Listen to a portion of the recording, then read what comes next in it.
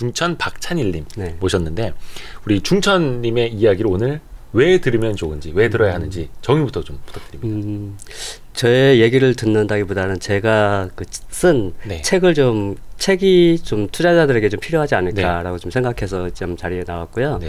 제 책이 이제 투자자들이 가장 어려워하는 그 첫 출발점이 어떤 종목을 찾을 것인가의 문제거든요. 이제 그 문제를 해결할 수 있는 그런 책을 이제 제가 좀 이번에 썼기 때문에 그것을 좀 제대로 좀 알려드리고자 좀 나왔습니다. 혹시 그 필명, 네. 저희는 계속 이제 중천님을 네네. 이렇게 호칭을 이제 해드릴 텐데 중천의 뜻이 혹시 어떻게 되나요? 이게 좀 그 뜻하지 않은 예. 그 닉네임인데요. 이게 카톨릭의 개념인데요. 그러니까 이제 죽은 이후의 사후의 세계에서 천국으로 가기 전에 도달하는 그 중간에 머무는 곳이 중천이라고 하거든요. 근데 그때 당시에 그 의미가 너무 좀 묵직하고도 무언가 좀 저에게 좀 이렇게 그 왠지 모르는 이렇게 다가오는 게 있어서 이거 한번 써봐야겠다 했는데 투자하고는 별로 상관없는 그런 닉네임이 되었습니다. 우리 중천님은 지금 전업 투자자신 네네. 거죠? 네. 혹시 그럼 전업 투자 하신 지는 얼마나 되셨는지? 제가 2014년도 3월 달에 그 회사를 그만두고 전업 투자로 시작했거든요. 올해 이제 9년. 네네네. 오. 이게 그 많은 분들이 이제 전업 투자자에 대한 환상도 좀 네네. 있고 많죠. 궁금증도 있는데 이게 보통 한 얼마 정도는 있어야 그래도 전업으로 먹고 살만할까, 할만할까? 저는 그 질문을 좀 다르게 해야 된다 생각합니다. 그러니까 그래요? 그 전업을 할 때 항상 그 지금 내가 가지고 있는 시드머니가 얼마냐를 굉장히 중요하게 여기는데 네. 그 시드머니는 투자에 실패하게 되면 그게 제로가 될 수도 있거든요. 그렇기 때문에 전업 투자를 안정적으로 해줄 수 있는 바탕이 되지 않는다 생각해요. 저는 오히려 그보다 더욱 중요한 것은 전업에 들어갔을 때 나의 안정된 현금 흐름이 있는가 여부에 따라서 그것이 있다면 전업 투자를 한번 도전해 보셔도 괜찮지 않을까 생각하고요.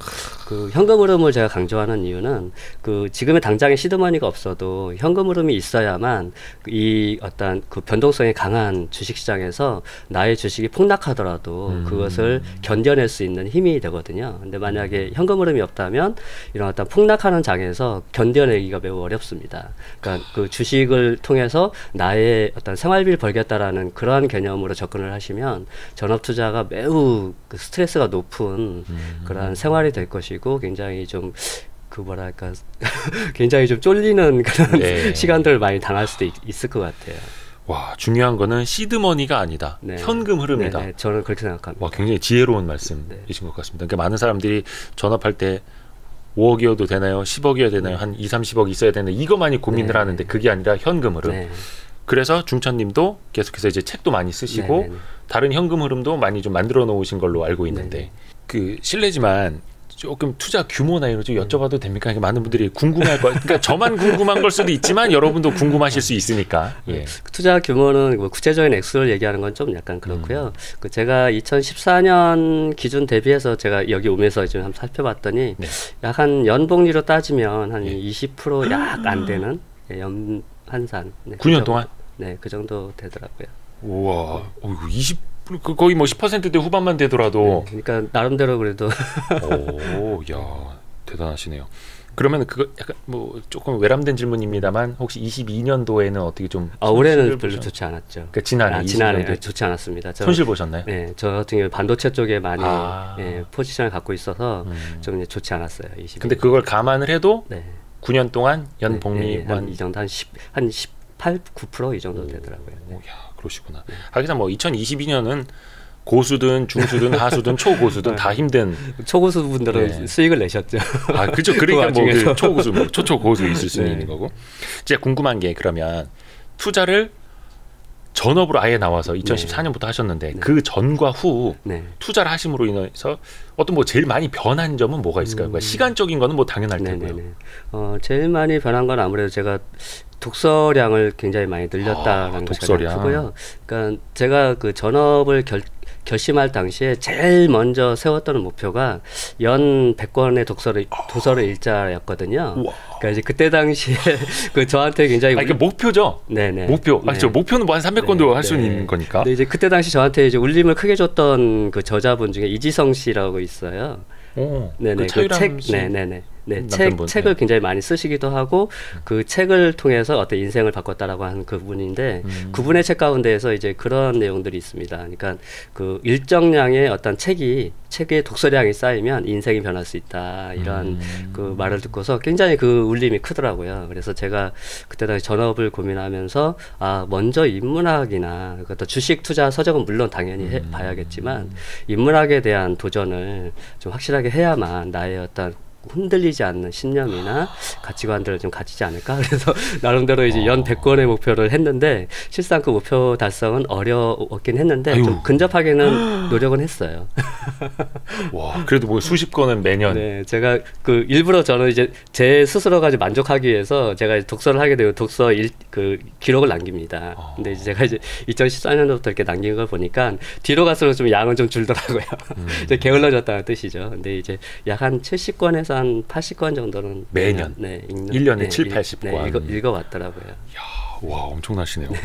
그러면 우리 중천님의 투자 스타일은 좀 어떻다라고 말씀해 주실 수 있죠? 저는 그 가치에 기반한 성장주 스타일입니다. 가치에 기반한 성장주. 그러니까 이제 그걸 좀 굉장히 이렇게 상반되는 개념이 이렇게 같이 묶여 있다고 좀 보실 수도 있는데요. 그러니까 저는 기본적으로 이제 성장하는 기업을 좋아하고요. 그러니까 이제 기업의 목적이 이제 이익을 추구하는 데 있기 때문에 그렇죠. 이익 성장하는 기업이 주가도 잘 올라갈 것이다라는 좀 기본 전제를 갖고 있는 것이고요. 근데 다만 그 성장하는 기업을 올라타는 방식으로, 그러니까 모멘텀 투자하는 방식으로 접근하지는 않습니다. 네, 대부분 이제 그 아주 좋은 경제적 혜자를 갖고 있거나 진입 장벽을 갖고 있는 그런 어떤, 그리고 과거의 어떤 훌륭한 수치들을 기록한 그러한 기업들이 일시적으로 어떤 그 뉴스나 어떤 사건에 의해서 주가가 폭락할 때에 좀 그러한 기회들을 찾아 들어가는 방식을 좀 선호하는 편이고요. 그리고 어떤 해당 업종이나 이런 데에서 어떤 넘버 원, 투를 하는 기업이 어떤 경기가 좀 안 좋다거나 그런 흐름 가운데서 좀 이렇게 꺾이거나 하면 소위 우리가 얘기하는 턴어라운드형 기업들, 그런 기업들 찾아서 하는 스타일을 선호합니다. 가치에 기반한 성장주. 사실은 이게 어떻게 보면 가치 투자의 정석. 네. 근데 이제 않습니까? 보통 이제 가치 투자하면 이제 저퍼, 저PBR주 이렇게 보통 인식을 하시잖아요. 저는 그렇지 않습니다. 옛날에 뭐 벤자민 그레이엄이 정의해 놨던 딱 그 정도. 네. 저는 그런 스타일은 아닙니다. 그러니까 저PBR주를 선호하거나 저퍼주를 선호하는 것은 아니지만 일단 일시적으로 나빠짐으로 인해서 일시적으로 PBR이 낮아지고 퍼가 낮아지는 그런 경우들이 매우 많이 발생하거든요. 그러니까 훌륭한 기업인데 디스카운트를 하고 있을 때. 네네네네. 그럴 때에 어떤 그 투자의 기회들을 찾는 거죠. 예로 들자면은 혹시 어떤 게 있어요? 이따가 이제 제가 이제 투자 실패 사례, 성공 사례 조금 더 구체적으로 들어가긴 그때 할 건데. 한번 보여드리도록 하겠습니다. 궁금하니까 지금 여쭤봐야겠다. 자, 그러면 당연히 성공 사례는 전업으로 뛰어든 이후에 나오신 거겠죠? 네네네. 그렇죠. 실패했던 것부터 여쭤볼까요? 성공한 것부터 여쭤볼까요? 실패한 거는 정말로 이거는 그 업종하고는 좀 무관하긴 한데 정말로 저한테 실패한 것부터 말씀해 주실 건가요? 가장 큰 트라우마를 안겼던 종목인데요. 그 예전에 이제 중국원양자원이라고 있습니다. 혹시 제가 그 엄청 유명한 주식. 그게 처음에 코스닥에 상장할 때 영업이익률 50% 나온다고 막 난리가 났던 거잖아요. 네, 그때, 저한테 아주 엄청난 트라우마를 안겼던 사례인데요. 그때는 많이 속았습니다. 그런데 2014년도에 보시면 저기 이렇게 피레치처럼 올라와 있잖아요. 저 때 당시에 제가 투자를 했었거든요. 저 위에서요? 아니면 아래에서? 아래에서? 네네네. 2014년이면 제가 이제 전업을 고민하던 시기잖아요. 아니 그럼 많이 버셨던 거 아니에요? 그러니까 제가 2013년 말 정도부터 중국원양자원에 관심을 갖고 투자를 했어요. 근데 이제 저기에서 저 대목에서 주가가 일시적으로 이렇게 폭락하기도 했었죠. 그때도 저는 계속 갖고 있었기도 했고요. 그런데 이제 그 이후에 피레침을 정말로 단기간 내에 10배 이상 매일같이 연속 상한가를 기록했던 전무후무한 기록을 갖고 있는 기업인데 제가 저 때 당시에 텐베거를 경험했던 텐베거. 잠깐만요. 지금 실패한 사례.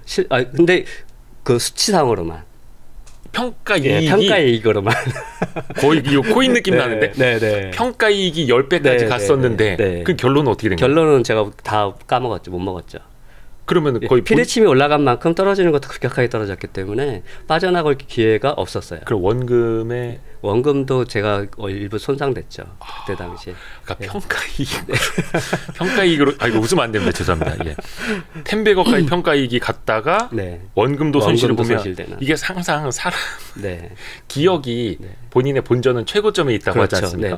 그럼 약간 멘탈이 좀 많이 힘드셨겠네요. 그리고 그때 당시에는 저기가 그 상한가가 15%였거든요. 네, 당시에. 그때 당시에는 하루에 상한가를 거의 10번 넘게 기록을 했으니까 그때 당시에는 매일 억 단위로 왔다 갔다 했었어요. 혹시 중국 원양자원에 당시 2013년 말에 얼마나 투자를 하셨는지? 그때 당시 제가 한 1억 정도 투자했었죠. 그 한 종목에? 그 10억 갔다가 내려왔구나. 근데 요거는 그거네요. 전업으로 뛰어드시기 직전이었네요. 네, 그렇죠. 그리고 여기서 이제 뭔가 주식의 참맛을 보고 안 되겠다. 주식 전업해야지 이렇게 하시는 거예요. 그래서 지금도 그래서 이 트라우마가 남아 있어서 제가 지금 이 업종 지도나 제가 하고 있는 밸류트리나 여기에도 중국 기업은 제가 거론을 하지 않습니다. 제가 이때 당시에 그 어떠한 그 상식적이지 않은 그러한 것들을 보면서 저는 그것을 믿었거든요. 아니 근데 제가 알기로는 저도 중국 원양자원 많이 취재를 했습니다만 실제로 저것 때문에 그때 주주 모임이 중국 가고 배 보여달라 실사도 했죠. 중천님도 그때 가셨어요? 저는 그때 가진 않았지만 그러니까 주주 단체가 갔었어요. 배 보여달라. 근데 원양에 가 있다고. 근데 그때 당시에 저희도 현혹될 수밖에 없었던 게 그 통장에 그 현금성 자산을 2천억 이상 보유하고 있다라고 했었는데 그러니까, 통장도 위조를 해가지고 보여줬거든요. 그래서 그때 회계법인도 뭐 좀 속고 막 말이 많았잖아요. 그러니까 재무제표, 그러니까 숫자를 보고 투자하는 사람들은 정말 환상적인 기업이었던 거죠. 정말 영업이익률이 막 50%, 물고기 잡아가지고 한 절반을 남긴다 막 이러니까. 그래서 지금 제목을 모든 것이 상식적이지 않았다. 근데 사실은 저렇게 상식적이지 않으니까 10백억가 나는 거기도 한데 역설적이죠. 그렇죠. 역설적이죠. 근데 이제 그 당시에 어떤 투자하는 사람의 당사자 입장에서는 저것이 극복 가능하지 않은 현실이에요. 그러니까 이제 매일같이 이렇게 올라가는 그 상황에서 벗어나기도 매우 힘들고요. 그리고 이렇게 빠져나가는 것을 보면서도 매도 버튼을 누르기가 쉽지 않은. 폭락하는 와중에서도 폭락하는 와중에서 이것을 손실 처리를 한다는 게 우리가 행동주의 경제학에서 얘기하잖아요. 손실 회피 경향이 매우 어렵다라고 하는 게 그래서 그 매도 버튼을 누르기도 매우 어렵습니다. 그래서 이제 저때 당시에 저 기억이 저에게 있어서는 그 어떤 가치 투자를 지향함에 있어서도 어떤 재무제표나 어떤 상식적이지 않은 선에서 벌어지는 것들에 대해서는 일단은 좀 조심해야 되겠다라고 하는 좀 경각심을 많이 갖게 된 그런 사례입니다. 그 이후로는 그래서 중국 기업들은 저는 아예 왜냐하면 그 기업들 자체는 회계의 어떤 그 감리나 이런 것들 자체도 일단 허구적이기도 하고 중국 같은 경우에는 가서 직접 실사를 하더라도 중국 당국에 의해서 어떤 그러한 것들이 되기 때문에 그래서 중국이라는 환경과 우리나라의 환경은 너무나 다르다. 그렇기 때문에 그 기업과 우리나라 기업을 동등하게 비교해서 이 기업이 우수하다라고 결론을 내리는 건 매우 위험한 발상이지 않는가 그런 생각이 들었습니다. 그러니까 지금도 어떻게 보면 이제 상장돼 있는 중국 기업들 코스닥에 좀 몇 개사가 있기는 한데 그래서 저평가를 받고 있죠. 뭐 밸류에이션이 의미가 없을 정도로. 예전에 제가 실제로 중국까지 탐방을 가서 취재를 했던 기업 중에 하나는 문제는 없었어요. 굉장히 열심히 했는데 다른 기업들 때문에 우리도 다 같이 저평가 받는다. 그냥 자진상폐할게 해서 100% 공개 매수해서 자진상폐하고 떠나버렸어요. 뭐 나중에 뭐 싱가포르인가 홍콩인가 어디 다시 상장한다고 막 그랬었는데, 하여튼 그 많은 사람들에게 그 슬픈 기억을 많이 남긴 그 중국 원양자원 사례였고요. 요거에 그러면 가장 후회하는 투자 가장 후회하는 실패 사례입니다. 나 이렇게 실패 사례 많이 듣고 싶지. 혹시 실패 사례 혹시 더 있나요? 또 있죠. 진짜? 하나는 이제 메디톡스라고 하는 기업입니다. 오메나.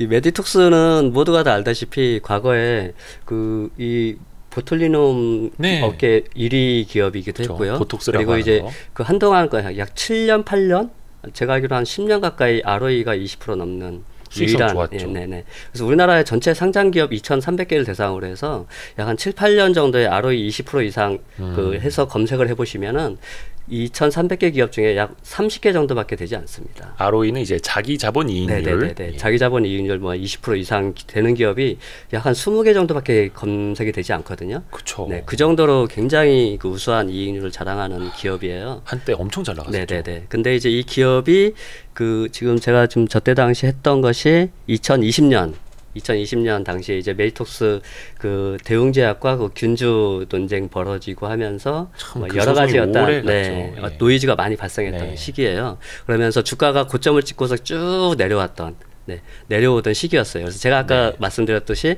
저는 턴어라운드형 기업을 매우 좋아한다고 했잖아요. 그리고 성장하는 기업을 좋아하고 일시적으로 폭락하는 기업을 좋아하기 때문에 저는 예전에 급성장했을 때 그때 들어가서 물렸던 게 아니라 2020년이면 얼추 제가 지금 저 박스 친 그 기간이 제가 이제 그 들어갔다가 바로 손절친 그 기간이에요. 그러니까 대웅과의 그 각종 소송전이 막 벌어지고 있을 때가 아니라 식약처에서 취소되고 승인 취소된 그러한 시기입니다. 그 논쟁의 어떤 후반전쯤에 참전을 하셨는데 근데 이제 저 때 당시에 제가 이제 참전을 기획했던 이유가 그 과거에 그 굉장히 높았던 주가 수준에서 쭉 폭락을 했단 말이죠. 그러면서 그 바닥을 찍고서 이렇게 살짝 올라오는 듯한 좀 그러한 그 시기였어요. 제가 이제 그때 당시 들어갈 당시에. 그러니까 그래서 아까 애초에 말씀해 주셨던 것처럼 가치에 기반한 성장주인데 일시적으로 안 좋아졌다가 턴어라운드가 보이는 걸 좋아하신다고 했는데 저는 이제 그 유형에 들어간다라고 생각을 한 거죠. 근데 이제 그 유형에 들어간다 생각했던 것이 주가 자체도 이미 바닥을 좀 찍고서 이렇게 서서히 좀 이렇게 상향하고 있어서 그래서 이제 좀 투자자들로부터도 좀 관심을 좀 받고 있나 좀 이런 생각도 좀 들기도 했고 그래서 이 정도면 한번 좀 들어가서 이렇게 서서히 한번 기다려서 한번 해볼 수도 있지 않을까 이제 그런 생각에 벌떡 들어갔는데 근데 결론은 어떻게 된 거예요? 결론은 그 식약처에서 그 승인 취소가 나고 하면서 원론적인 그들의 어떤 비즈니스 모델 자체가 훼손되는 그런 좀 심각한 일이 벌어졌었고요. 그러면서 제가 그걸 확인하는 즉시 바로 그때 당시에 제가 기억하기로는 약 한 30% 정도 손실 보고 바로 매도했던 걸로 기억납니다. 근데 방금 그 써주셨던 글이 경제적 해자가 무너지면 답이 없다. 그러니까 경제적 해자는 이게 성을 둘러싼 연못이 폭이 넓을수록 적군이 침투하기 어려운 것처럼 경제적 해자가 중요하다. 뭐 이거는 뭐 버핏 뭔가 많이들 강조하시는 포인트인데 그게 무너졌다. 저는 이제 그렇게 판단하고서 바로 손실을 확정을 지었죠. 죄송합니다. 자꾸 아픈 기억을 제가 꺼내가지고. 혹시 뭐 더 있으시면 더 해주셔도 되는데요. 잠깐만요. 또 있어요? 사조산업. 이건 최근 경험입니다. 이건 최근 잠깐만요. 저거는 이거는 버신 것 같은데요? 2021년도. 그러니까 지금 2023년이니까 2년 전. 그쵸. 이것도 굉장히 저한테는 굉장히 가슴 아픈 그 투자 스토리인데요. 그러니까 이제 사조산업 같은 경우에 이때 당시에 그 부동산 버블이 한창 진행되던 시기이기도 했었고요. 이때 당시에 사조산업이 가지고 있었던 부동산 가치가 부각이 되기도 하고 그러면서 그 어떤 부산에 있는 제주에 있는 캐슬렉스 제주를 이렇게 그 분쟁으로 인해서 이렇게 좀 기사에서 기사화되고 하던 그런 시기가 있었어요. 그래서 사조산업 같은 경우에는 이제 원양업을 하는 기업인데 그 이 기업이 보유하고 있는 부동산 가치가 매우 큰 기업입니다. 근데 이제 그때 당시에 그 특히나 이제 저 하남 쪽에 이제 그 골프장을 가지고 있는데요. 그 골프장이 혹시나 정부로부터 이렇게 좀 인수가 되어서 개발이 되지 않을까라고 하는 그런 기대 이런 것들이 서서히 이렇게 좀 품어져 나오던 그런 시기였었어요. 그래서 이 기업 자체가 그 어떤 영업 가치 대비해서도 굉장히 저평가되어 있는 기업이기도 했고 그래서 그러면 좀 이러한 어떤 나름의 어떤 촉매도 있고 그 가치도 어느 정도 있고 그 가격도 매우 싸고 그래서 좀 나름 안전 마진이 좀 있다 이렇게 좀 생각이 들어서 그냥 투자를 집행하게 되었고 이때 당시에는 제가 이제 이 사조산업의 그 행동주의 투자자들이 있습니다. 거기에 같이 제가 참여해서 좀 진행하기도 했었고요. 근데 이제 제가 이제 이 진행을 하면서 그때 당시에 초반기에는 이제 주가도 나름 이제 많이 올라가기도 했었어요. 거의 50% 가까이 이제 상승도 제가 이제 그 매수가 대비해서 올라가기도 했지만 그 이후에 계속 쭉쭉쭉 떨어진 이제 그런 케이스인데 근데 제가 이제 이 기업에 투자를 접게 된 이유는 경영진과의 어떤 만남 가운데서 IR을 들으면서 굉장히 그 가운데서 매우 실망을 했습니다. 그러니까 이제 그 어떤 CEO와 그 어떤 CFO나 이들이 어떤 그 애널리스트들과 함께하는 그 그 IR 자리에 그 행동주의 그 회장하고 같이 제가 이제 참여하게 됐었는데요. 네. 그때 그 경영진들이 하는 이야기들에 너무 제가 실망을 많이 했어요. 그러니까 그 본인의 기업에 대한 애착심도 매우 느껴지지 않았고, 그리고 무언가 어떤 그 한계에 봉착되어 있는 어떤 사업의 비즈니스 모델, 어떤 사업의 어떤 성장성이 갇혀 있는 것들에 대해서 좀 과감하게 어떻게 돌파해야 할지에 대한 그러한 긍정적인 고민들이 전혀 보이질 않고, 단지 우리는 이러한 것이기 때문에 기대할 것이 없다라는 식의 굉장히 패배주의적인 발상들을 보게 됐어요. 경영진들로부터. 그래서 내가 이러한 경영진들에게 무엇을 기대할 수 있겠는가라는 생각이 들어서 정말로 그 가슴 아프지만 바로 그 끝나고 나오자마자 제가 매도 버튼을 눌렀습니다. 그때는 정말로 너무 가슴 아팠어요.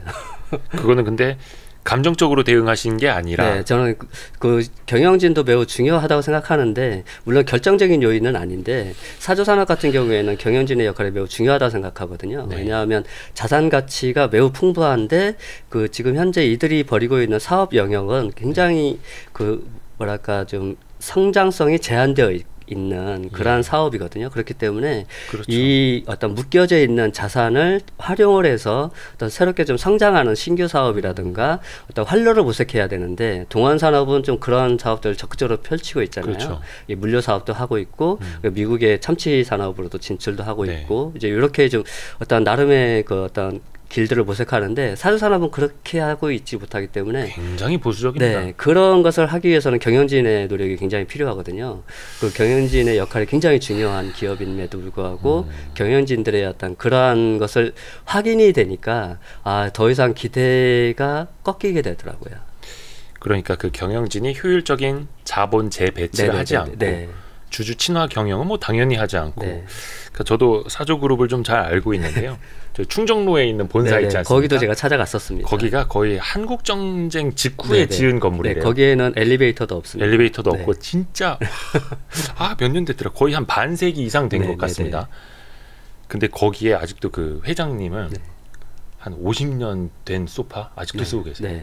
그래서 이거는 후일담 잠깐 말씀드려도 되나? 사조산업 말씀하셨으니까 예전에 그 수익주주 운동 많이 벌어졌을 때 그분들이 이제 좀 많이 이제 감정적으로 격해져서 주식농부 박용옥 제가 그분도 만났었습니다. 그때 당시에 그 사조그룹의 주진우 회장님하고 제가 만남을 주선시켜 드렸어요.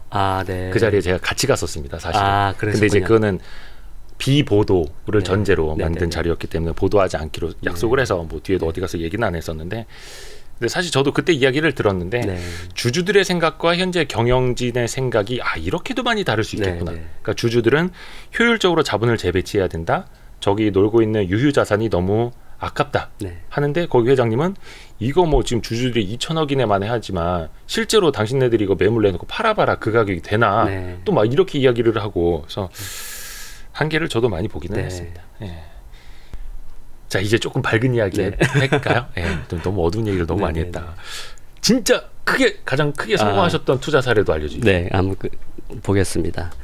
이거는 제가 한번 연도별로 한번 살펴보도록 할게요. 그 상장기업 업종지도에 제가 이제 쓴 책이 이제 어떤 업종의 어떤 트렌드를 읽자라는 게 이제 핵심이거든요. 그러니까 이제 그 개별 기업을 알고서 그 기업에 대한 어떤 분석을 하고 투자를 하는 것도 중요하지만, 그 업종의 시각을 가지고서 이렇게 어떤 기업을 찾아나가는 그러한 방식도 매우 유효할 수 있다라는 것을 좀 그 정리한 책이기 때문에 제가 이제 그러한 방식을 도입을 해서 제가 성공했던 사례들을 한번 보도록 하겠습니다. 좋습니다. 제가 이제 2019년도에 이제 했던 투자인데요. 통신 장비요? 네, 통신 장비 기업입니다. 이때 당시 2018년도에 5G가 도입됐죠, 저희 나라에. 그래서 그 세계 최초 주포도 쏘아 올렸고요. 근데 이제 이 5G가 상용화되면서 이제 가장 크게 이제 수혜를 받았던 부분이 이제 무선 장비 기업들이었습니다. 그러니까 그 대표적으로 이제 KMW.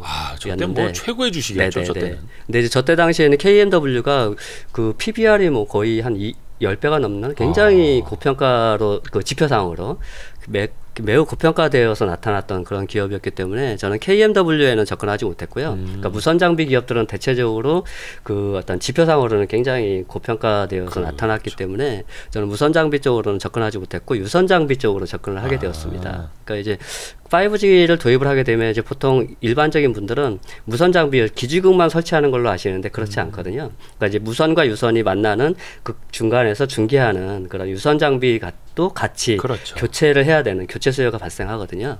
그래서 저는 이제 그때 당시 유선 장비 기업에 좀 주목을 하게 되었고요. 유선 장비 기업들은 상대적으로 주가가 매우 쌌습니다. 우리나라의 유선 장비 기업들 규모도 매우 작았었고요. 네. 그래서 이제 그때 당시에 그 유비커스라고 하는 기업이 네. 있었는데 유비커스 중에서도 그 지주사인 유비커스 홀딩스에 그 투자를 했었어요. 이때 당시에는 뭐 좀 블로거가 이 기업을 매우 적극적으로 홍보하던 시기도 했었고요. 근데 이제 이때 당시 유비커스 홀딩스가 주목을 받게 된 계기는 유비커스는 사업회사였고요. 네. 그다음에 유비커스 홀딩스는 그 지주사인데 이 지주사임에도 불구하고 유비커스 홀딩스가 미국에 들어가는 장비를 그 지주사에서 사업을 영위하는 그러한 시기였었어요. 그래서 이제 미국에 대한 어떤 진출 이런 것들에 대한 그 기대감 이런 것들도 매우 컸었기 때문에 저는 이제 유비커스 홀딩스에 이제 투자를 하게 되었었죠. 그래서 그때 당시에 저게 약 한 5배 넘게 올랐죠. 네. 어우, 야. 그러니까 그때 이제 5G 통신 관련주가 굉장히 이제 급등했을 때인데 그래도 그 중에서 네. 뭔가 숫자가 나오고 네. 안전 마진이 좀 있는 걸로 접근을 하신 거네요. 네. 그래서 저 같은 경우에는 이제 그 업종을 보고서 그 업종 가운데 그 기업을 고를 때 어떤 방식을 취하냐면 제가 이제 그 밸류툴이라고 하는 이제 엑셀 파일을 제가 가지고 있는데 이제 그걸 서비스를 하고 있는데 그 밸류툴 안에 이제 그 어떤 상장 기업들의 어떤 가치 지표를 비교할 수 있는 그런 것들이 담겨져 있거든요. 근데 이제 만약에 업종이다라면 그 통신 업종들을 전체적으로 쭉 본 다음에 그 가운데서 저는 PBR 지표를 보거든요. 네. PBR과 이제 ROE는 같이 움직이니까 PBR 지표를 보면서 그 가운데서 PBR이 좀 높은 것들은 좀 제외하고 그 가운데서 좀 약간 좀 낮게 형성되어 있는 기업들 가운데에서 좀 만만한 상대들 찾고 그 가운데서 이제 개별 기업을 분석해가는 그런 방식을 취하거든요. 근데 그때 당시에 이 유선 장비 기업들이 매우 PBR이 낮게 형성이 되었던 시점이었습니다.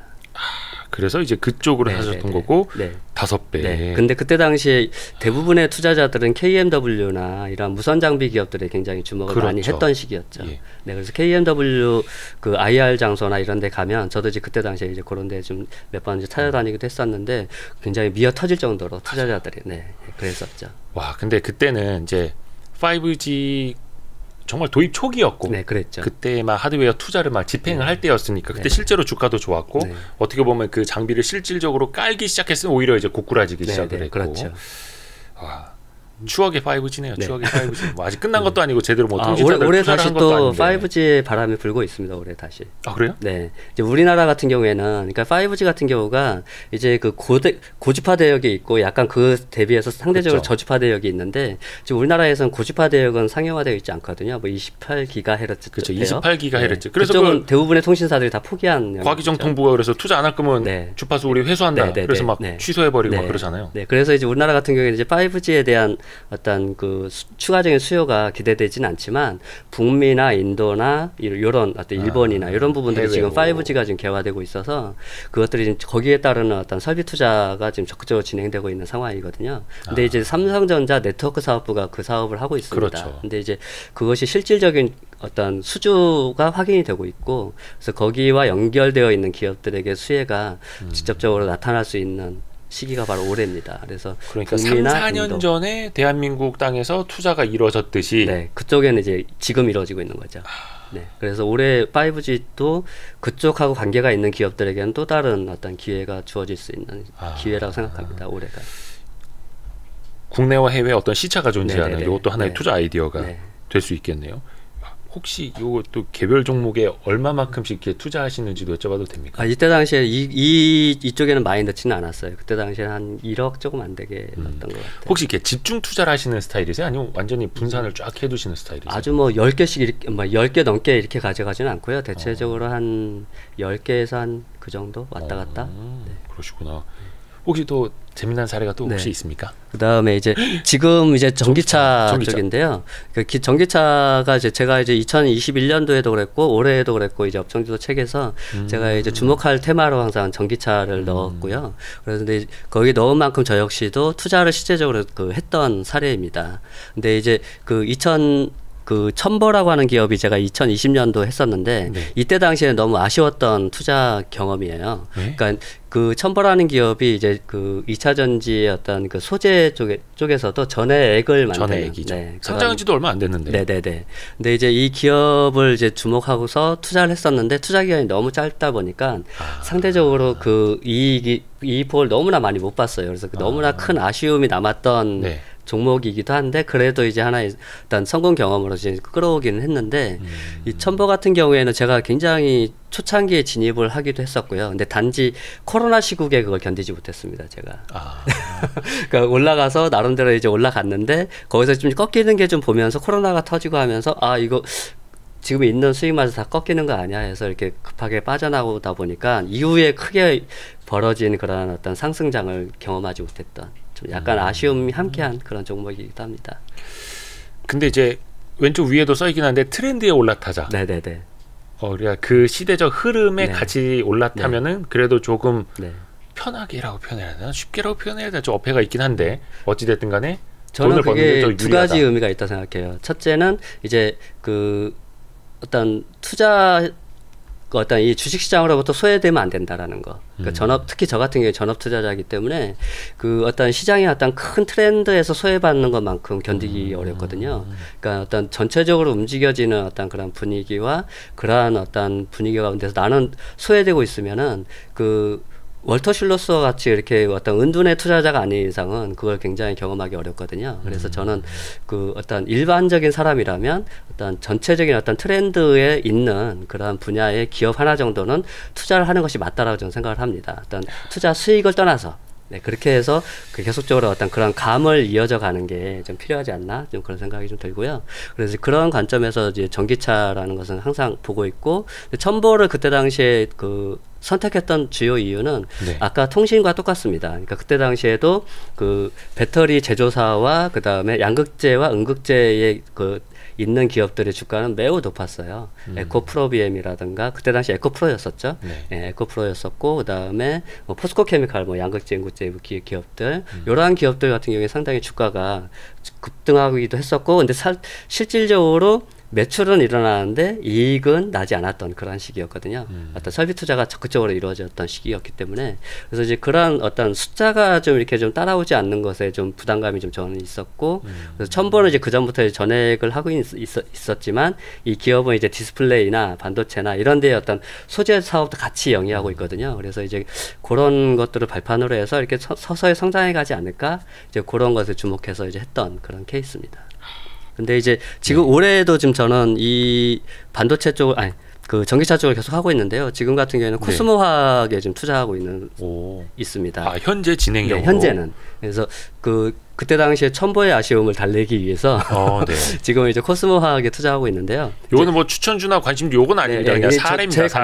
제 관점을 이제 제시해 드리고자 하는데 그러니까 그 첨보를 했던 시기는 전기차가 이제 막 태동한 지 4, 5년 정도밖에 지나지 않았던 시기였고 네. 그리고 그때 당시 우리나라 배터리 산업이 적극적으로 어떤 설비 투자와 성장을 이루어가던 시기였기 때문에 그 어떤 핵심 산업 그러니까 그 소재에 들어가는 소재 기업들이 매우 어떤 주목받는 시기였다면 지금은 이제 여전히 어떤 제조사와 소재 기업들이 주목받고는 있지만 그때보다도 지금의 주가가 훨씬 더 비싸게 지금 형성이 되어 있거든요. 왜냐하면 지금은 이제 구체적으로 숫자가 찍혀나오고 있어서 투자자들의 기대치가 한껏 올라와 있는 상태입니다. 네. 그러다 보니까 주가의 프리미엄도 많이 형성이 되어 있죠. 그래서 저는 오히려 그것보다는 항상 저는 거기에 대비해서 좀 상대적으로 소외받은 것을 찾고 있기 때문에 그리고 미래에 좀 더 주목받을 분야를 찾고 있기 때문에 그래서 보다 보니까 저는 폐배터리 쪽이 향후에 좀 주목할 분야가 아닌가 이렇게 생각을 하거든요. 그러니까 이제 보통 이제 이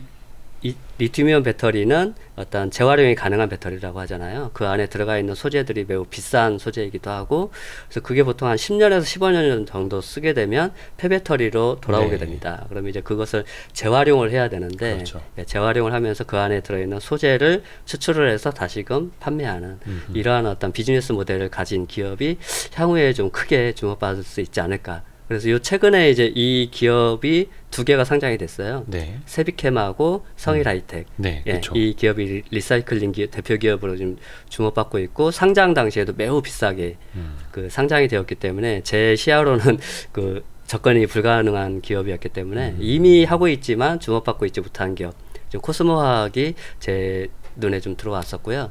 그래서 코스모화학에 좀 거는 기대가 큽니다. 약간 폐배터리라는 새로운 산업, 새로운 흐름에서 네. 상대적으로 좀 주목을 덜 받는 네네네. 그런 아이디어로 네. 그리고 앞에서도 가치에 기반한 성장주 네. 뭐 이런 것도 이제 많이 말씀을 해주셨으니까 또 그거랑 이제 딱 매치가 되는 네네. 회사기도 하네요. 약간 그런 건 또 없을까요? 지금 혹시 성공한 사례 더 있나요? 네, 있어요. 더 좀 많이 알려주십시오. 제가 너무 실패한 사례를 많이 여쭤봐가지고. 이거는 이제 성공 사례는 아니고요. 이거 현재 진행형입니다. 네, 한솔 아이원스라고 이제 이건 현재 제가 지금 투자를 하고 있는 기업이고요. 한솔 아이원스. 네네. 저거 원래 아이원스 아니었나요? 아이원스인데 한솔 아이원스. 기업으로 인수합병되면서 한솔로 이름이 한솔 아이원스로 바뀌었습니다. 네네네. 근데 이제 제가 지금 작년도부터 이제 반도체 쪽에 지금 투자를 좀 하고 있는 상태인데 네. 그러다 보니까 이제 작년도에 수익이 많이 안 좋았죠. 근데 이제 올해 저는 이제 기대가 좀 큰 분야이기도 하고요. 이 반도체 같은 경우에는 일정 정도의 어떤 경기 순환 업종이기도 해요. 사실은. 그러니까 이제 메모리 가격의 변동에 의해서 어떤 공급과 수요에 의해서 수익이 급변하는 이번 지금 4분기 지금 벌써 삼성전자 어닝 쇼크다 뭐 이런 얘기도 나오고 있긴 하는데 사실 반도체는 어닝 쇼크를 확인하면 그때부터 주가가 상승하는 네, 그래서 어제 오늘 지금 주가가 굉장히 뻘겋게 달아오르고 있더라고요. 1월 9일 네. 저희가 이제 찍고 있는데 네. 삼성전자 어닝 쇼크 나온 그 다음 네, 주죠. 네. 네.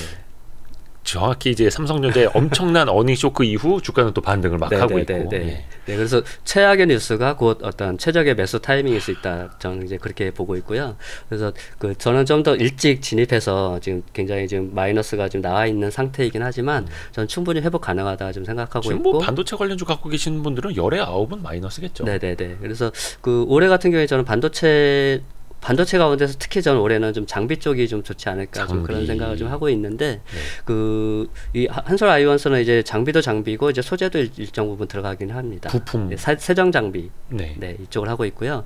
근데 이제 올해 같은 경우에는 이제 그 반도체 쪽에서도 이제 장비 쪽이 더 주목받는 이유는 이제 그 제조사들의 어떤 캐펙스가 워낙에 좀 크게 좀 집행이 되고 있는 상황이니까 설비 투자를 하게 되면 그 안에 제일 먼저 들어가는 게 장비잖아요. 네. 장비가 깔릴 수밖에 없기 때문에 장비 기업들에게 좀 우선 좀 기회가 있을 것 같고 소재 기업들은 지금 굉장히 안 좋잖아요. 그 메모리 판매량도 부진하고 그렇게 되면 아무래도 생산량도 줄어들 수밖에 없고 그럼 거기에 네. 투여되는 소재량도 줄어들게 되겠죠. 그리고 이제 단가 인하 압력도 있을 수 있겠고 그래서 소재 쪽은 기존에는 상대적으로 좀 프리미엄을 받았다면 지금은 오히려 좀 좋지 않은 시기가 아닐까 좀 그런 생각이 듭니다. 그래서 이제 반도체 하시는 분들은 반도체도 이제 거의 종합 반도체 기업, 네. 뭐 삼성전자, 하이닉스 같은 데들이 이제 대표적이고 소재 부품이냐, 장비냐 이렇게 나눠서 접근을 하시는데 생산량이 막 늘어날 때는 소재주가 그냥 왔다 그렇죠. 뽕이고, 예. 근데 생산량이 조금 갸우뚱. 근데 다음 사이클을 위해서 투자를 많이 집행하는 시기. 그때가 이제 장비.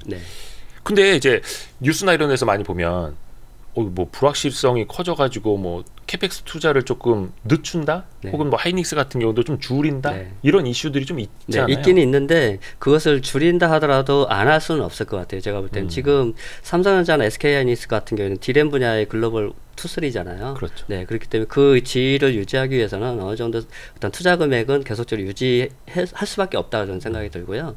그리고 이제 다른 어떤 뭐 낸드라든가 이런 부분들은 좀 약간 가변성이 좀 있긴 할 것 같아요. 워낙에 그 경쟁자가 뭐 5개, 6개 그 기업들이 있다 보니까 그런 부분들이 있긴 하겠지만 지금의 어떤 지위를 유지하기 위해서는 설비 투자는 할 수밖에 없는 전 그런 상황이라 좀 생각이 듭니다. 다만 시기의 문제이지 않을까 좀 그렇게 생각되거든요.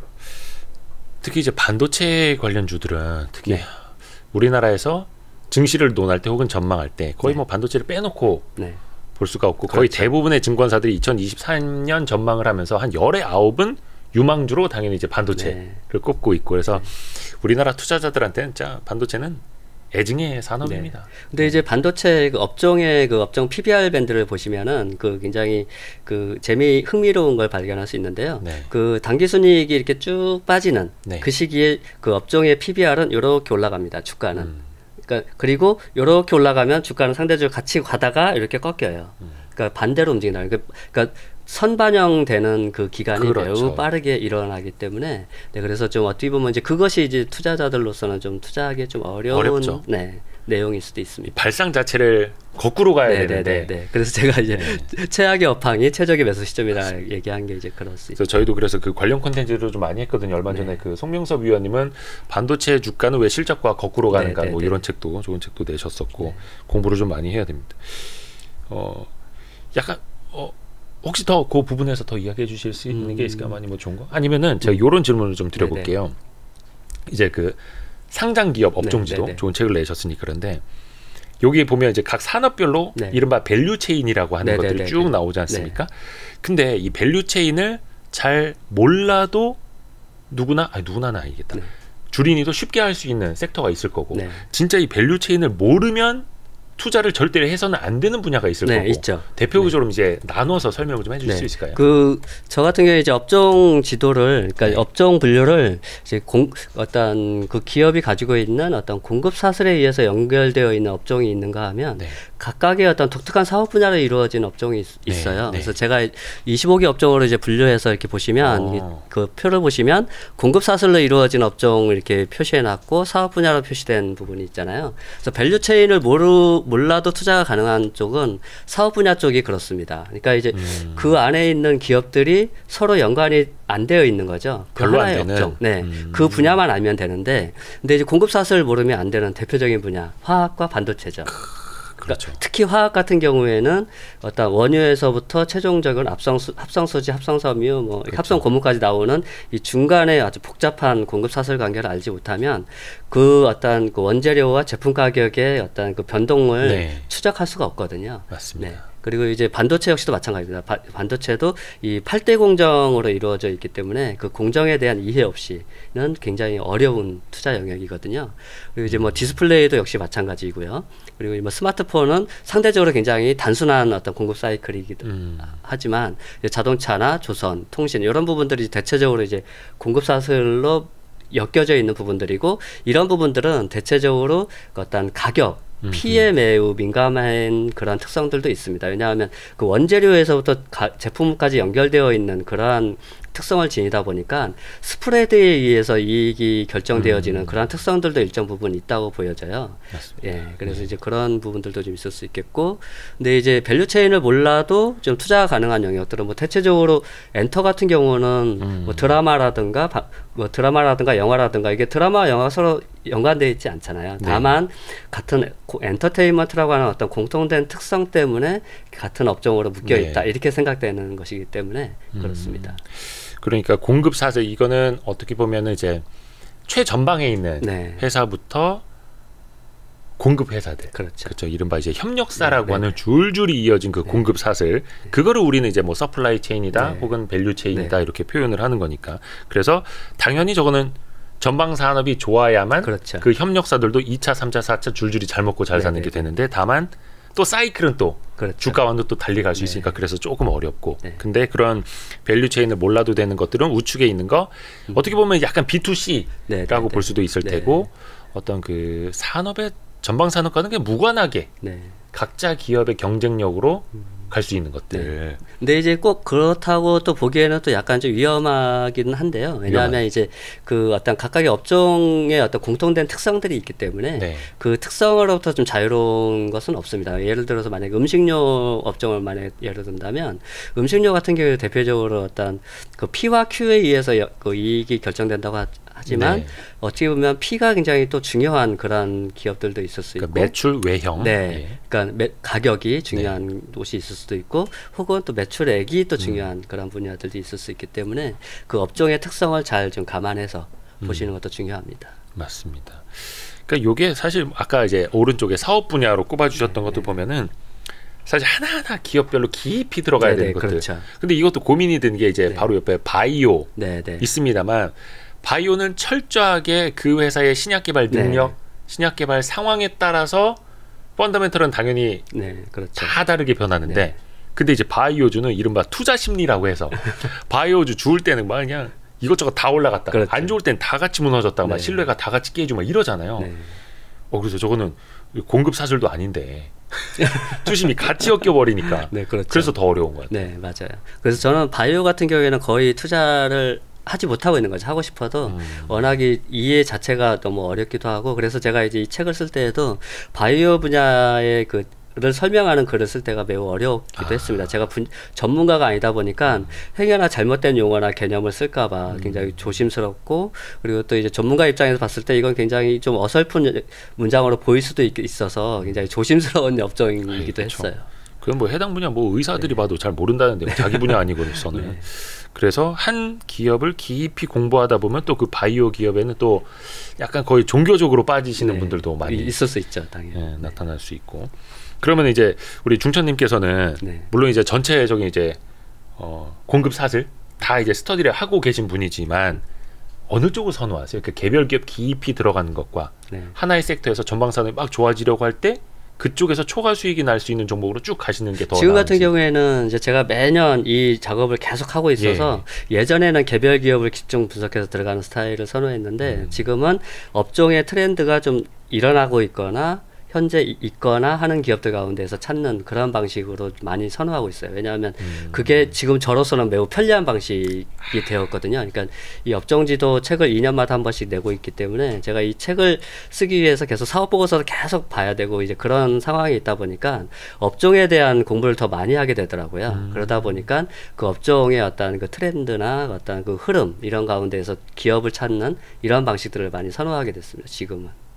그러니까 아까 처음에 기업을 꼽으실 때도 턴어라운드 기업 좋아하신다고 하셨는데 산업도 그럼 턴어라운드 하는 산업을 선호하시는 그래서 대표적으로 제가 이제 그 산업 가운데서 그 투자 사례 중에 HMM이 있거든요. 요거는 우리 중천님이 투자하셨던 사례로 제가 투자했었고요. 흠슬라. HMM 같은 경우에 이제 코로나19 이후에 정말로 그 기사회생하고 어떤 역전의 드라마를 쓴 대표적인 기업이죠. 근데 이제 이 기업 같은 경우에는 우리나라의 어떤 국적선사였던 한진해운이 이제 파산하면서 근데 이제 유일하게 남았던 게 이제 현대상선이었죠. 현대상선이죠.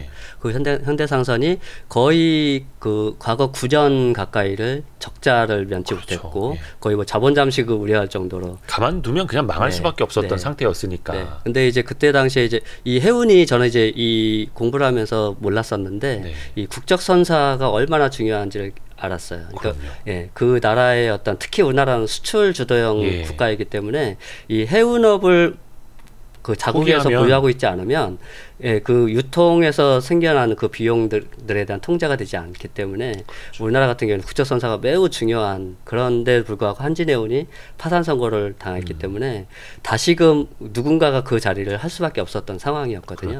그래서 이제 국가에서 그 혈세를 투여를 해서 그 컨테이너 선박도 그 만들게 해줬고 잘 살려놨죠, 진짜. 근데 이제 거기에 뜻하지 않게 코로나19가 어떤 전 세계 인구에게는 재앙이었지만 HMM한테는 정말로 천운의 기회였죠. 근데 이제 그 기회에 저는 이제 그 지금 보시면은 여기 2020년도 후반 정도에 제가 좀 들어가서 그 일정 한 이때 당시에도 제가 한 2배 정도 먹은 것 같아요. 한 100% 정도 수익을 좀 내고 나온 그런 케이스입니다. 저것도 역시나 턴어라운드를 보셨기 때문에. 근데 약간 여기서 고민이 되는 게 그겁니다. HMM이 저쯤 되면 5배 이상 올랐던 걸로 저는 기억을 하는데 뭐 틀릴 수도 있습니다만 누구나 최저점에 빠르게 발견을 해서 어렵죠. 최고점에 나오고 싶은데 그런 고민이 있을 거예요. 그러면 조금 늦게 발견을 하더라도 그러니까 어떤 분들은 또 그렇게 생각할 수 있어요. 중천님 저분이 투자 잘하시는 분이야? 그러면 당신은 왜 3배, 4배 못 먹고 2배밖에 못 먹었어? 라고 또 하시는 분들이 있을 수도 있어요. 그렇죠. 저는 그 정도까지 전문가가 아니기 때문에 저는 이제 그 경기 순환형 기업들을 저는 선호하지 않습니다. 왜냐하면 그 시점을 잡을 수 없기 때문에 경기 순환형 기업들은 그 시점을 잡을 수 있어야 투자가 가능하거든요. 근데 HMM도 어쩔 수 없이 경기 순환형. 순환형이지만 여기는 좀 약간 순환에서 벗어났죠. 그러니까 이익적으로 보면 거의 9년 이상을 계속적으로 적자였었고 회사가 망하기 일보 직전이었는데 국가에서 회생을 시켰고 그러면서 2020년도 말부터인가요? 한 3분기부터 영업이익 흑자가 찍혀 나오기 시작했습니다. 그러면서 21년도에부터 이제 그 이익 규모가 거의 조 단위로 올라오게 되었죠. 이제 그러면서 이제 그때 당시에는 이미 그때 이제 제가 이제 봤던 것은 이제 어떤 실적에 대한 예상치로 보면서 어떤 그 비교를 했던 거죠. 그러니까 영업이익 매 분기마다 거의 1조 가까이를 막 찍게 되는 예, 그렇게 되면 연간 4조 원이거든요. 연간 4조 원이면 그것 대비 시총을 따져보면 퍼가 거의 5도 안 됐던 그랬던 시기였기 때문에 실패하기에는 매우 어려운 투자가 아닌가 그런 생각이 들었습니다. 물론 이것도 이제 결과적으로는 아니면 이제 어쩔 수 없이 팩트로도 요거는 사이클 기업입니다. 그렇죠. 경기 사이클 기업이기는 한데 어찌됐든 간에 그게 초기에 발견을 한 건 아니지만 숫자가 나온 뒤에라도 요거는 사이클을 벗어났다. 그래서 지금 사도 충분히 된다. 그때 진입을 하신 거고 거기서부터 한 2배. 그리고 이제 코로나라는 특수한 그 상황들이 HMM을 계속적으로 이끌어줬잖아요. 계속적으로 어떤 그 우리나라의 주요 뉴스나 기사에서 이 컨테이너 운임이 어떤 지속적으로 급등하는 그런 양상들을 계속적으로 나타나기도 했었기 때문에 HMM에 대한 기대치가 꺾일 수 있는 상황은 아니었었거든요. 제가 혹시나 또 노파심에게 말씀을 드리자면은 저 사람이 뭐 잃었던 거 혹은 벌었던 종목이 지나간 건데 뭐가 중요해라고 또 반문하시는 분들이 계실 수 있어요. 근데 그게 아니라 이런 투자처를 찾아 나가는 논리, 어떻게 투자 판단을 내리고 얼마나 내가 투자 집행을 하고 기다리는지 그 과정을 여러분이 좀 보고 배우시면 좋겠다라는 의도에서 말씀을 드리는 겁니다. 그러니까 혹시나 이것도 이상하게 생각하시는 분들 계셔. 혹시나 높아지면 자꾸 이제 잔소리를 해드립니다. 그래서 턴어라운드 기업 사례를 이야기를 해주셨고 섹터도 그렇게 해주셨고 지금 띄우신 화면은 뭐예요? 이게 지금 제 업종지도 그 샘플입니다. 예시. 와 많다. 반도체만 하더라도 저렇게. 그러면 지금 그저 너무 작기는 한데 저 안에 기업들이 이제 회색 바탕에 하나하나가 다 있는 거죠. 예를 들어서 이것을 좀 키운다면 이게 확대가 되네요. 이런 식으로. 그래서 이제 반도체라고 하는 업종이 이제 장비와 소재와 이제 분야 이렇게 어떤 섹터로 나뉘어지고 그 섹터 가운데서도 이렇게 분류가 나뉘어지는 거죠. 8대 공정에 의해서 이렇게 나뉘어지고 그 8대 공정에 해당되는 그 제품을 공급하는 그러한 기업들이 연결되어 있는 이제 그러다 보니까 이 업종 지도를 보면 이제 반도체나 어떤 특히 화학 같은 경우에도 그런 공급 사슬을 알 수가 있는 거죠. 그러니까 최초의 원유에서부터 나프타에서 합성 수지까지 가는 그런 중간의 어떤 유분 과정들이 쭉 그려져 있습니다. 지금은 이제 뭐 반도체 산업만 예시로 좀 보여드린 거고 저게 거의 우리나라 전 산업에 걸쳐서 전 산업에 걸쳐 다 이제 책에 담으신 거고. 근데 약간 의문이 드는 게 그거예요. 그 전방 산업이 좋으면 거기 있는 공급 사슬, 밸류 체인들은 다 좋은 걸까? 다 좋진 않죠. 그렇죠. 그걸 이제 그래서 어떻게 보면 이제 옥석 가리기를 해야 되고 그 중에서도 누가 찐수혜인지를 찾아야 거기에서 진짜 여기에서 한 20% 오를 때 이거는 막 80%, 90% 오를 이런 거지 않습니까? 그걸 찾는 과정 이게 또 이게 사례마다 다 다르긴 할 텐데. 그래서 저는 이 공급 사슬이 복잡한 이런 분야들은 그 해당 분야의 전문가 그 해당 분야에 있는 분들이거나 아니면 좀 그런 공부가 가능하신 분들이 좀 접근을 했으면 좋겠고요. 특히 화학 같은 경우에는 특히나 더 그렇습니다. 왜냐하면 너무 어려워요. 화학은 그 과정도 복잡할 뿐만 아니라 그 안에 들어있는 각각의 그런 원재료나 이 제품 가격들의 변동성이 너무나 커서 그리고 여러 가지의 어떤 다양한 그 노이즈로 인해서 가격 변동이 일어나거든요. 그렇죠. 그래서 그걸 일반 투자자들이 그걸 일일이 다 이렇게 트래킹하기는 너무 어렵습니다. 그래서 그래서 화학 같은 경우에는 좀 그 분야를 좀 아시는 분들이 했으면 하는 그런 바람이고요. 반도체 같은 경우는 상대적으로 좀 그 반도체를 하고 있는 그런 어떤 주변 지인이 있거나 그러면 조금 더 좀 도움은 될 수 있을 것 같아요. 왜냐하면 이런 데는 좀 가격 변동성은 좀 화학에 비해서는 덜 하니까. 그 어떤 산업의 전반적인 특성만 좀 이해를 하면 그리고 그 기업이 잘 하고 있는지만 좀 찾아보면 그래도 조금 더 수월하지 않을까 좀 그런 생각이 듭니다. 그러니까 그 일반인 특히 이제 직장인 투자자들이 되게 힘든 점이 이거죠. 그냥 증권사 리포트 보고 책 보고 신문 보고 어렵죠. 사실은 그거는 그냥 가나다라 사실은 시작을 하는 수준이고 거의 뭐 그래서 웬만한 주식 고수들도 스터디 모임에 현업자 한두 명씩 끼어있지 않습니까? 반도체 어디 뭐 부품사나 장비 회사 다니는 사람 하나 끼어있고 막 외국계사 다니는 친구 끼어있고 막 이런 막 되게 환영받고 막 그게 되게 어려운 것 같아요. 이게 사실 지식 우위에 서는 것도 어렵지만 또 사실은 정보 우위에 서야 한다라는 게 또 부인할 수 없는 사실이고요. 그렇죠. 먼저 빠르게 변하니까. 네. 근데 저는 그걸 좀 역으로 좀 생각을 하고 싶어요. 그러니까 네. 요즘 시대는 오히려 정보 과잉의 시대라고 좀 생각이 들고요. 그래서 오히려 정보를 많이 갖고 있는 사람이 그 이기는 시대가 아니라 정보를 가릴 줄 아는 사람이 저는 승리하는 시대다. 저는 그렇게 생각하거든요. 그러니까 그 예전에는 그 어떤 절대적인 정보의 양이 부족했던 시대였습니다. 근데 네. 지금은 어떤 특히나 우리나라 같은 경우에는 이 그 정보통신이 아주 극강으로 발전한 나라잖아요. 어떤 우리나라가 굉장히 어떤 자랑으로 내세우는 분야이기도 하고요. 이제 그렇기 때문에 어떤 이 정보가 정말로 홍수처럼 쏟아지는 그런 시대에 살고 있기 때문에 만약 예전에 같은 경우에 저는 탐방도 다니고 했었거든요. 저 역시도. 근데 지금은 다니지 않습니다. 아, 그러세요? 네. 왜냐하면 저는 그 탐방이 예전에도 좀 그런 느낀 것이 있었는데 탐방이 오히려 좀 그 자기 확신을 좀 또 강하게 만들어주는 그런 측면도 있어요. 맞습니다. 네. 인정합니다. 그러니까 그 가게 되면 나쁘게 생각했던 기업도 좋게 생각하게 하고 돌아오는 약간의 편향이 생겨요. 네네네. 사람이 아무래도 하는 일이다 보니까 예. 담당자를 만나서 이야기를 듣고 오면 아무래도 좀 더 긍정적인 시각이 만들어지게 되고 그리고 좀 그 의문이 나는 것도 괜찮겠지 뭐 이런 어떤 그러니까. 네, 예. 그래서 좀 자기 편향 확신들도 좀 있기 때문에 이제 근데 무엇보다도 더 중요한 건 지금은 탐방 가서 이렇게 아주 오랫동안 깊이 있게 한 사람이 아닌 이상은 탐방 가서 이렇게 공개된 정보 이외의 것을 얻기가 매우 어려운 시기이다. 저는 그렇게 생각이 듭니다. 그래서 오히려 지금은 옥석이 가려져 있지 않은 많은 정보로부터 핵심적인 정보를 추출해서 아주 간결하게 어떤 투자의 판단을 내리는 것. 그것이 오히려 저는 지금의 승부의 포인트가 아닌가 저는 그렇게 생각이 들어요. 핵심을 가려서 간결하게. 네. 오히려 그 과정이 복잡하면 복잡할수록 그 실패할 수 있는 확률이 더 커진다. 저는 그렇게 생각되거든요. 핵심을 가려서 간결하게 투자해야 된다. 네. 제가 이거는 받아 적는 이유가 저도 좀 고민이 많아서 그렇습니다. 네. 왜냐하면 이제 주워 듣는 거는 굉장히 많고 네. 저도 나름 열심히 공부는 하는데 네. 입력된 정보가 많아서 복잡한 거. 이거 네. 뭐지? 이러면 이러다 저런 변수가 나오면 어떡하지? 그럼 아무것도 못해. 네.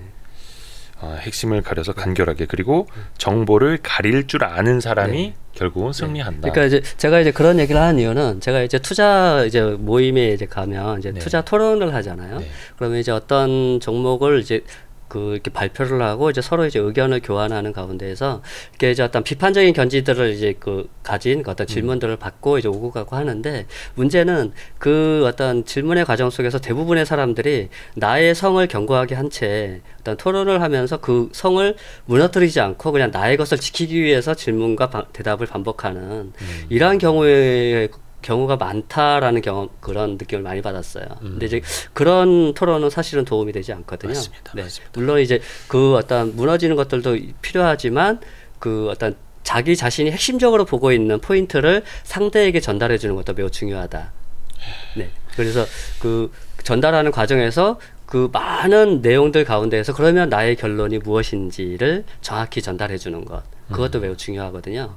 그래서 정보를 많이 취합을 했다면 그 취합하는 것 가운데서 나의 결론을 내리는 그러한 좀 과정들을 계속적으로 반복하는 것이 필요하지 않나 그런 생각이 듭니다. 맞습니다. 나의 결론을 내리는 네, 과정. 네. 그래서 저는 그걸 포지션이 무엇냐로 전 물어보거든요. 제 투자 모임에서 항상. 중요하죠. 편향이 네. 생길 수밖에 없으니까. 네, 네. 그 사람 그래서, 포지션에 따라서. 네. 그래서 그리고 이제 그 어떤 종목을 발표한 사람이 나의 포지션이 명확하지 않은 채 A부터 Z까지 그냥 내용을 나열하는 형식으로 종목을 소개를 하고 나의 포지션은 정작 무엇인지를 밝히지 않으면 그러니까 이 종목은 비싸기 때문에 지금은 어렵고 지금 이 종목은 싸기 때문에 난 투자하고 싶어 막 이러한 식의 네. 나의 포지션이 밝혀지지 않으면 그저 그냥 의견 교환하는 것밖에 되지 않죠. 우리가 이건 어떨까 저건 어떨까. 저희가 이제 투자 모임을 하는 이유는 나의 투자에 실질적인 도움을 받기 위해서잖아요. 그래서 그렇죠. 가장 궁금해하는 건 사실은 그거죠. 너는 그거 투자할 거야 말 거야 이거잖아요. 그렇죠. 너는 솔직히 샀어? 까놓고 네. 그거잖아요. 네. 네, 그래서 그것을 정확히 하고 밝히는 그런 연습이 좀 필요하다 생각합니다. 대부분 스터디는 자기가 사놓고 발표하지 않나요? 네, 하지 않죠. 근데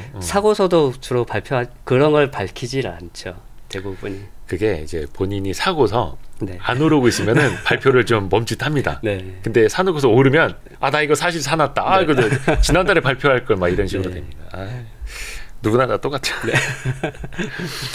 또 이제 중요한 게 이제 상장기업 업종 지도를 보고 네. 동종 업종 내에서 투자를 해야 되는데 네. 아까 잠깐 이야기를 해주셨습니다만 차별화 포인트를 찾아야 되지 않습니까? 네네네. 어떤 것이 훨씬 더 수혜가 되는지를 찾아가는 이제 과정. 네. 탐방은 가진 않지만 네. 어떤 것들을 눈여겨봐야 하는지 뭐 일단 재무적인 건 과거 거니까 다 네. 어딘가에 찍혀 있을 거고 네네네. 공시를 볼 수도 있지만 네. 진짜 중요한 포인트는 어디 있다고 보세요? 저는 첫 번째로는 무조건 제가 이제 어떤 업종을 보게 되면 아까 뭐 반도체나 뭐 2차 전지나 뭐 이런 것들 봤지만 네. 그 가운데 제일 먼저 저는 숫자를 봅니다. 그러니까 업종 아까 말씀드린 것처럼 전체 가운데에서 PBR 대비해서 좀 싼 기업들을 찾아서 그 기업들을 찾은 다음에 그 기업들의 개별 재무제표를 보면서 그 가운데서 좀 그 재무제표가 너무 망가져 있으면 안 되잖아요. 그래서 좀 그런 것들도 좀 걸러서 찾은 다음에 그 기업들의 내용들을 이제 직접적으로 들어가서 보는데 제 첫 번째 보는 게 사업 보고서죠. 사업 보고서 가운데에서도 그 이사회 경영 진단이라고 있습니다. 네. 네, 그 사업 보고서 한 10년치 정도 이사회 경영 진단을 보면 그 매년 결산에만 그 코멘트가 달려 있어요. 분기 보고서에는 없는 코멘트고요. 그래서 그 이사회 경영 진단을 한 10년치 정도를 보면 그 기업의 핵심적인 내용들이 다 정리가 되어 있습니다. 아주 간단하게. 네. 네, 그래서 이 기업의 이익이 무엇 때문에 영향을 받는지, 매출액이 어떻게 영향을 받는지, 자산 변동은 어떠한 이유 때문에 일어났는지 이런 것들을 대체적으로 보면서 어떤 터닝 포인트들이 있는지 찾는 거죠. 그리고 지금 현재의 업황 가운데에서 이들이 갖고 있는 것이 조금 더 이렇게 전환할 수 있는 그런 것들이 있는지 그런 것들을 찾아보고 그 이후에 이제 추가적으로 더 분석할 가치가 있다 판단되면 이제 주요 기사나 이런 것들을 이제 추가적으로 찾아 나가면서 깊이 있게 이제 분석해 들어가는 거죠. 그러니까 그 PBR이 저렴한 거 말씀해 주신 거는 거기서부터 이제 스크린을 한번 시작하고 추려내는 거죠. 그렇죠. 추려내고 시작한다는 거죠. 그러니까 PBR이 낮다고 해서 다 좋다 이거는 아니고 그렇죠. 혹시나 오해하실까 봐. 근데 이제 개별 기업을 먼저 선택하신 분들은 이 방식은 안 맞죠. 그죠? 개별 그쵸. 기업을 찾는 분들은 이제 그 앞에 제가 추린 과정은 제외하고 사업보고서부터 출발하는 게 맞죠. 저는 이제 그 개별 기업을 볼 때는 밸류툴로 먼저 전체적으로 10년 재무제표를 먼저 다 본 다음에 제 마음에 들면 그때 이제 열어봅니다. 어떻게 뭐 탑다운으로 먼저 보세요? 아니면 바텀업으로? 대부분 이제 탑다운은 보진 않아요. 그러니까 어떤 보통 흔히 이야기하는 탑다운이라는 게 이제 매크로를 얘기하잖아요. 뭐 거시경제부터 보고 네, 거시경제는 보지 않습니다. 그렇죠. 근데 네. 그럼 산업부터는 네, 산업 정도. 네. 그렇죠. 그러니까 여기에서의 탑다운의 탑은 네, 산업부터 시작하고 네. 그 산업이 화랑 네. 혹은 턴어라운드일 때 그 밑에 세부적인 기업으로 들어가는. 또 많은 분들이 오해하시는 게 가치 투자는 대부분 이제 바텀업 아니냐. 네. 개별 기업을 하나 발굴을 해서 이 기업의 경제적 혜자가 있고 경쟁력이 좋고 그러면 요거 위주로 본다는데 이런 분들이 약간 놓치시는 게 산업의 사이클. 기업은 진짜 좋아. 근데 산업이 다운 사이클이야. 그러면 얘가 아무리 1등이어도 같이 이제 맞죠. 내리막이지 않습니까? 요거에 대해서 혹시 어떻게 그게 이제 저는 이제 산업 효과라고 저는 얘기를 하고 싶고요. 산업 효과. 네. 그것을 이제 공식적으로 책에서 밝힌 그 저자도 있어요. 업종지도 안에 지금 들어 있는데요. 그러니까 이제 아무리 좋은 기업도 업황의 사이클에서 자유로울 수 없다. 그렇죠. 그러니까 아무리 뛰어난 CEO가 있어도 그것을 극복할 수 없다라고 얘기를 하고 있고 그 대표적인 사례가 워렌 버핏이죠. 워렌 버핏의 지금의 대표적인 기업인 버크셔 해서웨이가 바로 그 업종 효과에서 벗어나지 못했던 대표적인 실패 사례입니다. 과거에요? 네, 그렇죠. 그 방직 회사 시절에. 네, 버크셔 해서웨이를 그 본인이 직접 들어가서 각종 구조조정을 다 했죠. 근데 안 됐죠. 네, 안 됐잖아요. 어쩔 수 없이 방직 회사니까. 네. 업황 그걸 절대 자유로울 수 없죠. 워렌 버핏이 그렇게 강조했던 경영진의 뛰어난 노력으로도 해결 불가한. 그게 이제 업황 효과라고, 업종 효과라고 좀 생각이 들고요. 그래서 그 아무리 좋은 기업이라도 그 지금의 당장의 업황이 좋지 않으면 이것을 극복하기는 매우 어렵다. 그리고 그 아무리 뛰어난 CEO라도 그것을 벗어나기 매우 어렵다. 저는 그렇게 보고 있습니다. 그렇죠. 제 아무리 워런 버핏이어도 방직 회사, 뭐 우리나라 한 70년대 가발 회사 와서 이제 살린다. 이게 되겠습니까? 그렇죠. 상식적이죠. 좋습니다. 그래서 약간 이게 바텀업으로 보시는 분들 좀 함정에 빠지지 말아야 된다라는 말씀이었고, 아까 그 공부하기 가장 어려운 산업으로는 이제 화학 쪽을 꼽아주셨고, 사실 공부하기 어려운 산업은 거의 다 아닌가 생각이 드는데 공부하기에 제일 재미있는 혹은 쉽고 재미있는 산업을 좀 꼽아주실 수 있을까요? 그러니까 주린이 분들은 전체 밸류체인 공부하기 좀 어려우니까 이 산업부터 한번 공부해 보세요라는 측면에서. 그래서 저는 그 각자 사람마다 좀 약간 특성이 좀 달라서 네. 저 같은 경우에는 이제 공부하는 과정에서 굉장히 재미를 느꼈던 분야가 사실은 저는 반도체거든요. 그러니까 반도체가 좀 복잡한데 네. 예, 일반인들이 좀 보기에는 좀 매우 어려운 영역인 것 같고요. 그렇다고 해서 만만한 분야는 좀 딱히 좀 없는 것 같고 오히려 좀 쉽게 접근한다면 음식료 업종이 조금 더 쉬울 것 같고요. 그쵸. 그리고 이제 뭐 본다면 의료 쪽. 근데 그것도 어느 정도 좀 이렇게 좀 뭐랄까 이렇게 일회성 좀 그런 것들이 좀 사업 성격상 네. 좀 그게 좀 있어서 그것도 좀 약간 만만치는 않은 것 같고 대부분의 업종들이 이렇게 쉬운 것 같지는 않습니다. 그렇죠. 사실 쉬운 건 없습니다. 네. 뭐 사실 이것도 진짜 돈이 걸린 일이고 네. 재산, 네. 피 같은 돈이 걸리는 그렇죠. 일인데 쉬운 일이 어디 있겠습니까? 사실 그러니까 질문이 좀 의문이었고요. 근데 우리가 반도체도 저희도 이제 반도체 콘텐츠 많이 다뤘고 네. 뭐 사이클에 대해서도 공부 많이 하고 8대 공정에 대해서도 네. 기초 강의하는 콘텐츠를 많이 만들었으니까요. 그것도 이제 참고해 주시면 좋을 것 같습니다.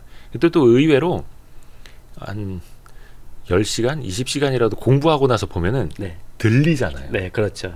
예. 네. 처음에는 까막눈이었지만 나중에는 막 내가 저 용어를 알아듣고 있고 이럴 때 되게 희열이 네. 생기죠. 그래서 이제 많은 주부님들도 투자를 하면서 와 주식 재밌다. 네. 세상 돌아가는 거를 이제 볼 수 있게 됐다라고 하실 때가 되게 좋은 건데 그렇죠. 그래도 물린다는 거. 혹시 약간 그런 말씀 좀 해주실 수 있을까요?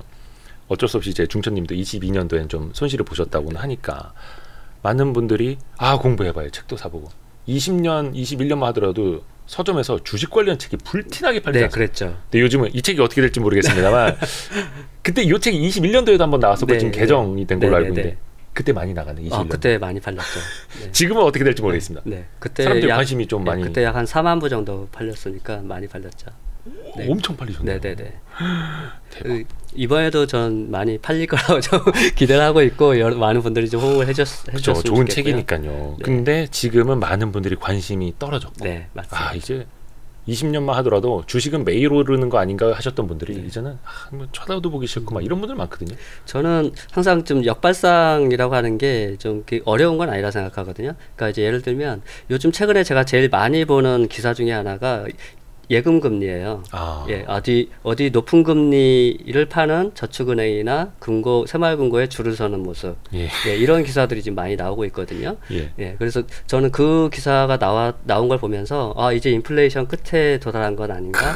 네, 좀 그렇게 생각이 들고 그렇다면 이제는 주식시장으로 돌아와야 할 시점이다. 저는 그렇게 생각됩니다. 지금이야말로.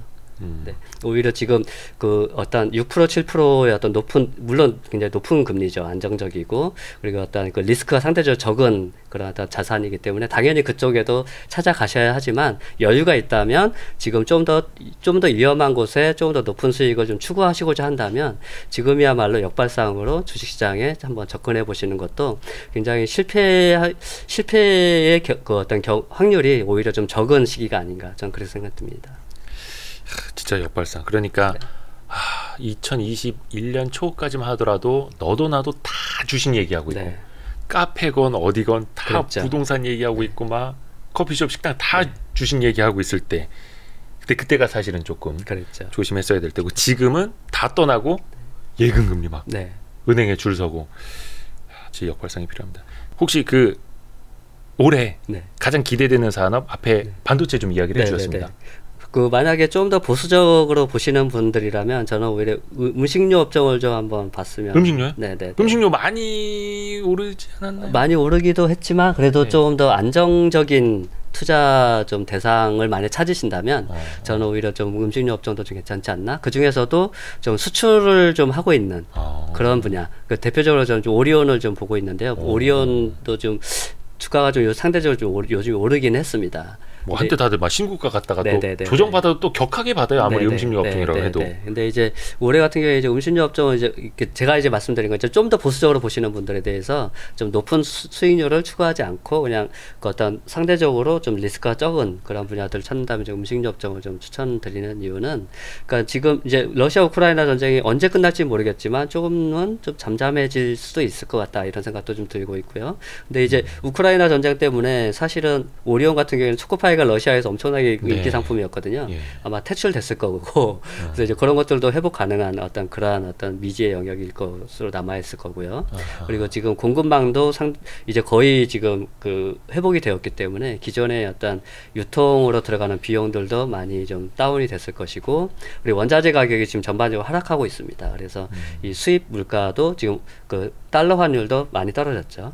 그러다 보니까 이제 수입해오는 원자재 가격이 하락했기 때문에 제품 가격은 이미 올렸죠. 그리고 이제 수입 가격, 이제 원자재 가격은 떨어지고 있죠. 그래서 스프레드가 지금 벌어질 수 있는 시기가 올해입니다. 아, 스프레드가 벌어지는. 네네네. 그러니까 그 원가와 그 어떤 가격과의 어떤 매출과의 어떤 스프레드가 벌어지는 시기가 마진이 좋아지는. 그게 올해라고 좀 보여지기 때문에 그래서 수출을 좀 많이 하고 있고 좀 그런 기업들, 그리고 수입을 좀 많이 하고 있는 그런 기업들 가운데서 한번 찾아보는 것도 한번 괜찮은 아이디어가 아닐까 좀 그런 생각이 듭니다.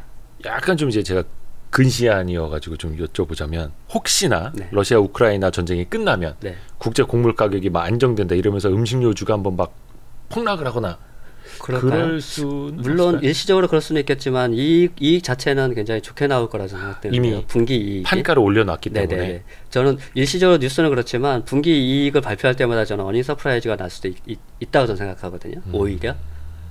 그러니까 판가는 이미 올려놨고 국제 곡물 가격이 혹시나 전쟁이 종료되고 떨어지고 환율도 좀 안정되고 있고, 그러니까 이익이 좋아지는. 근데 그 중에서도 또 수출도 잘하는, 내수 탄탄하고 수출도 잘하는 일거양득. 요거는 이제 우리 중천님의 개인 의견입니다. 예, 중천님도 물릴 수 있습니다. 당연히 추천주 이런 그렇습니다. 거 아니라는 거. 오늘 진짜 좋은 말씀 많이 들었습니다. 감사합니다. 근데 우리 중천님이 뭐 또 강의도 많이 하시고 하시는데 마지막으로 이제 많은 일반 투자자 분들을 위해서 약간의 투자 선배로서 뭐 좀 조언 같은 거 마지막으로 해주실 수 있다면 어떤 게 있을까요? 투자 선배라고 할 것까지는 없고요. 저도 이제 현업에서 항상 실패를 항상 경험하고 있는 그냥 보통의 투자자고요. 다만 이제 제가 이제 이 책을 썼다는 이유만으로 이렇게 좀 알려지게 됐고 이렇게 좀 자리에 좀 나서게 됐는데, 그 투자는 항상 본인의 선택이라는 걸 좀 항상 강조하고 싶어요. 그러니까 본인의 선택과 본인의 결정으로 그 투자를 하셨으면 좋겠다는 것이고요. 어떤 타인의 어떤 권유에 의해서 어떤 종목을 알게 되더라도 본인이 꼭 어떤 분석의 과정들을 좀 거치고 이렇게 해서 판단을 하는, 그렇게 해서 그 경험을 쌓아 나가야지 장기적으로 좀 승리하는 그런 투자자로 좀 남지 않을까 그런 생각이 듭니다. 그래서 항시 어떤 그 투자의 어떤 집행을 했을 때에는 내가 투자를 왜 했는지, 그 투자 아이디어가 무엇이었는지 꼭 기억하시고, 그 투자 아이디어가 훼손되었을 때에는 손실 회피에 빠지지 마시고 바로 손절을 하시면서 이렇게 그렇게 투자 경험들 좀 쌓아 나가면 조금 더 좀 성공 확률들을 좀 높일 수 있지 않을까 좀 그런 생각이 듭니다. 정말 좋은 말씀이십니다. 저희 Y스트릿은 사실 그런 분들이 많습니다. 어디 이렇게 막 기웃기웃거리고 종목만 얻는 분들은 별로 안 계시다라고 믿고 싶고요. 아까 진짜 말씀하신 게 나의 결론을 내리는 과정, 그게 중요하다고 이제 말씀을 해주신 게 정말 맞는 말씀입니다. 그래서 오늘 어떻게 보면 또 하나의 그 과정을 오늘 우리 구독자분들, 저희 복길이 분들, 복리의 길을 걸어가는 분들이어서 이제 복길이 분들이거든요. 복길이 분들과 하나의 과정을 또 중천님과 함께 할 수 있어서 너무나 기뻤습니다. 오늘 나오셔서 감사합니다. 감사합니다. 고맙습니다. 아이고 잘 들었습니다.